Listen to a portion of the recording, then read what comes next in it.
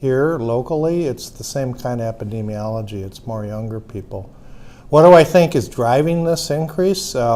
Nationally, it's a combination of relaxation of mitigation measures, including masking and distancing, in combination with some variants, particularly in Michigan. The variants are probably helping their numbers there.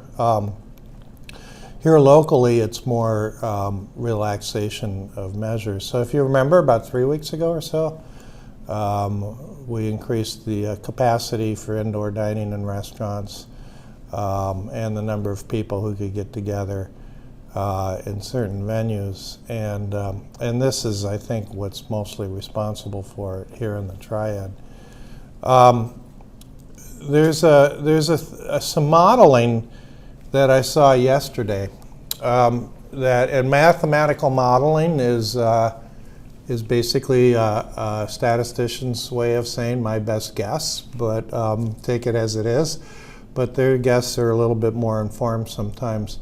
And this modeling was done by epidemiologists here in North Carolina, and they're doing it for specific counties that ask for it.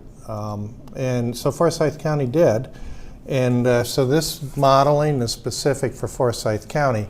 And it takes into account what is going to happen with COVID in the next 3 months if we have a low uptake on vaccination and slow rollout versus a high uptake and a a fast rollout, and then also continuing to wear the masks and distance versus throwing these away. And there's a spectrum between it. And so it's kind of interesting. It turns out if we have as you might expect, a slow rollout of vaccination and low uptake, and everyone tosses their mask and distancing, we'll have a peak that's about what it was in January. And so that's something we would like to avoid. If you remember, that was a very bad time. Versus if we have a high uptake in vaccination and everyone continues to do their mitigation measures, we'll get a slow bump, kind of a wavelet here in May. So it's basically going to be up to us to decide what's going to happen in the next 3 months for us.